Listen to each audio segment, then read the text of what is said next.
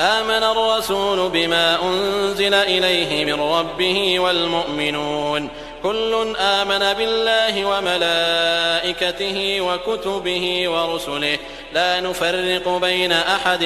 من رسله وقالوا سمعنا وأطعنا غفرانك ربنا وإليك المصير. لا يكلف الله نفسا إلا وسعها لها ما كسبت وعليها ما اكتسبت ربنا لا تؤاخذنا إن نسينا أو أخطأنا ربنا ولا تحمل علينا إصرا كما حملته على الذين من قبلنا ربنا ولا تحملنا ما لا طاقة لنا به واعف عنا واغفر لنا وارحمنا أنت مولانا فانصرنا على القوم الكافرين.